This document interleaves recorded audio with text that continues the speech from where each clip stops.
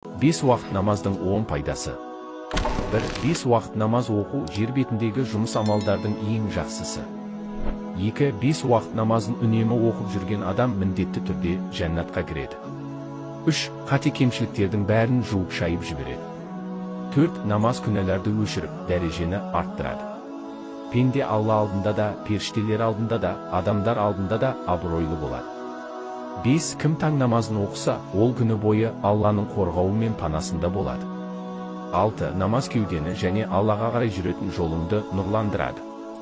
7. Намаз уайым қайғыны сейілтіп, жүректі тыныштандырады. 8. Ризық несібені көбейтеді және адалдандырады. 9. Намаз адамды рухани тәрбиелейді, мінез-құлықты дұрыстайды, жақсы қасиеттер қалыптастырады, нәпсіні басады, күнәларды жек көрінішті етеді, сабырлы қылады, адамды сұлу етеді, ештеңеден қорықпайтын батыр қылып шығарады. 10. Намаз барлық проблеманың ең төте шешімі. Кез келген қиындықты намаз оқып жеңілдете аласыз, барлық қиындықтардан намаз оқып оңай өте аласыз. Намаздың денсаулыққа пайдасы қандай? Жауап: намаздың ең үлкен пайдасы ол жүректі тазалайды әрі тыныштандырады. Кеудедегі уайым қайғы мен түрлі мазасыздықтарды кетіреді. Аурудың көбі адамның жүрегіне салмақ түскен соң әрі жаны тыныштық таппағаннан кейін келетіні белгілі. Сол себептен намаз керемет емші, шипаның көзі. Алла неге мені сынайды? Жауап: Алла сізді ғана емес, барлық адам баласын сынайды. Адамның өмірге келуінің өзі негізгі сына. Бай болуда, кедей болуда, ауру не сау болуда сына. Басыңызға проблема келсе ғана бұл сынақ деп ойламаңыз, проблеманың болмауы да сына. Өйткені Алла тағала жаратқан пенделерінің қай жағдайда қандай әрекет жасайтынын бақылайды, қарап тұрады. Сынақ арқылы ескертеді, тәубаға, шүкір етуге, ойлануға шақырады. Күнәдан бет бұрып, өзіне жақындауға жағдай жасайды. Күтеді. Қабірде шапағат ететін сүрелер бар ма? Жауап: иә, бар. Хадистерде бір сүре айтылған. Оның есімі Мүлк сүресі. Кімде-кім күнде жатар алдында оны оқыса қабір азабына ұрынбайды делінген. Оған сол сүре күнәсі кешірілгенше шапағатшы болып тұрып алады деп те айтылған. Сахабалар ол сүрені құтқарушы деп атаған. Яғни қабір азабынан, сынақ сұрағынан көмекші болып құтқарып қалады. Нәпсіні қалай жеңемін? Жауап: нәпсіні жеңудің бір-ақ жолы бар. Оны тыңдамау, оған қарама қарсы амал жасау. Бұлай жүр десе олай жүрмеу, қала сал десе бару, жата бер десе тұрып кету, қарай сал десе көзді төмен түсіру, сөйле десе үндемей қоя салу, ертең істейсің десе бүгін істеу. 180 градус қарама қарсы жасау. Оның айтқанын бір рет жасадың ба, ол ешқашан қанағаттанбайды.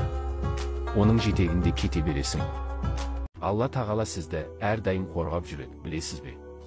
Алла сіздің иманыңызды қорғайды. Сіз қанша жерден күнә қателіктерге ұрынып жатсаңыз да сізді жазалауға асықпайды. Қорғайды. Қаншама рет Алланы ашуландыратын сөздер айттыңыз, тағдырды кінәладыңыз. Алла сонда да сіздің ар-абыройыңызды, ұятыңызды қорғайды. Қаншама рет өзге адамдарды ренжіттіңіз, көңілдеріне қаяу салдыңыз.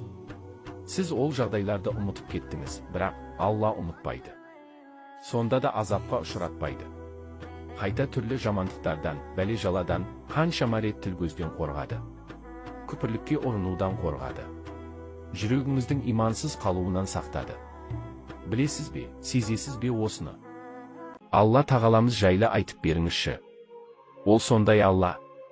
Ол бүкіл нәрсені жоқтан бар етіп, оларға кескін бейне берді. Ол жанды жаратты, жаратылыстарының тағдырын белгіледі. Пенделеріне кедейлік пен байлықты үлестірді. Ол аспанды ешқандай тіреусіз жоғары көтерді.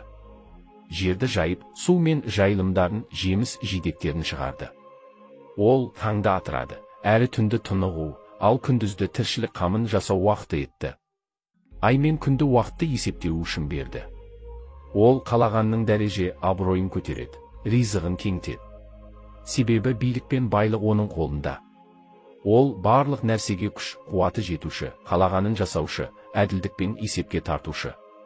Оның үкімін ешкім жоққа шығара алмайды, әрі оның білімінен тыс еш нәрсе болмайды. Ол көкіректердегі сырды, көздердің қиянатын білуші.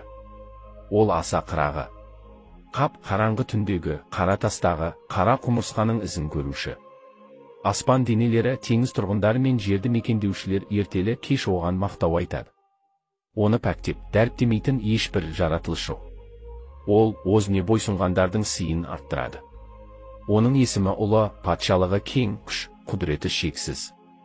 Одан басқа, біз жәрдем тілеп, арқа сүйей алатын бірде-бір құдірет егесі жоқ. Ол, арман тілектерді орындаушы, дұғаны қабыл етуші, сиынып, жалбарынып, құлшылық жасауға лайықты жалғыз күш. Себебі, одан басқа ешкім бұл қасиеттерге ие емес. Әрине, ол Алла. Иә, Алла. Барлық мақтау, мадақ пен шүкір, алғысты өзіңе арнаймыз. Сенен басқа ешбір тәңір жоқ. Күнде өзіміз байқамай жасайтын күнәлар. Уақытты босқа жұмсау. Яғни, қолдағы телефонға бостан-босқа жиі қараймыз. TikTok, Instagram, YouTube желілеріне көп құр уақыт жұмсап жатырмыз. Екінші, өтірік айту. Жалған ақпарат тарату. Шықтым, кеп қалдым, 5 минутта боламын, анамен болдым, мынамен болдым, уәде беремін деген сияқты. Үшінші, боқтап сөйлеу. Күнделікті әдетімізге айналып кеткені соншалықты сөз арасына қосып отырмасақ сөзіміз әдемі шықпайтындай боп қалған. Сырт қараған адамға өте жеркенішті көрінеді. Төртінші, музыка тыңдау. Мағынасыз, мәнсіз музыкалар жүректі өлтіреді. Бесінші, ренжіту. Күнделікті адамдарды сөзімізбен, ісімізбен, қылығымызбен ренжіте береміз. Жеңіл боп қалған. Бір мұсылманды ренжіту қағбаны қиратқаннан да ауыр делінген хадисте. Дұға қай уақыттарда қабыл болады? Жауап, дұғалар мынадай уақыттарда қабыл болады. Қадір түні. Намаздың сәжделерінде. Парыз намаздарының соңы. Түннің соңғы 1/3 бөлігі. Азан мен қамат арасында. Азан айтылғанда. Жаңбыр жауғанда. Жұма күні күн батар алдын.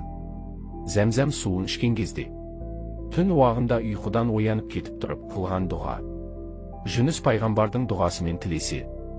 Басқа бәле төнгенде. Қиянат, зұлымдық, әлімжеттікке ұрынғанда. Дәрет алғаннан кейін. Арафа күні. Рамазан айының күндіз түнінде. Ауызашар кезде. Ерлерге арналған таптырмас дұға. Рабби инни лима әнзәлта иләйя мин хайрин фақир. Раббым, сенің маған деп түсірген қандайда бір жақсылығың болса, мен соған мұқтажбын. Құранда бұл дұғаны Мұса пайғамбардың жасағаны айтылады. Осы дұғадан соң Алла ол кісіге ризық несібе, жұмыс, тұратын үй нәсіп етіп және жақсы әйел жолықтырды. Әйел кісілер үшін таптырмас дұға. Бұл дұғаны Мұхаммед пайғамбарымыз Жуайрия анамызға үйреткен болатын. Бұл дұға таң атқаннан күн шыққанға дейінгі жасалатын барлық дұғалардың сауабына татиды деген. Субхан Аллахи уә бихамдихи, ғадада халқихи, уә рида нәфсихи, уә зинәта ғаршихи, уә мидәді калиматих. Мағынасы, жаратылыстарының санындай өзің риза болатындай, аршыңның салмағындай, күллі сөздерінің мөлшеріндей саған мақтаулар мен пәктеулер болсын. Таңертең және кешке 3 реттен айтылады. Құрметті әпке қарындастарымыз, дұғаны жаттар алып, үнемі айтып жүріңіздер. Құрбыларыңызбен бөлісуді ұмытпаңыздар. Дұғаны ер адамдар да жасаса болады.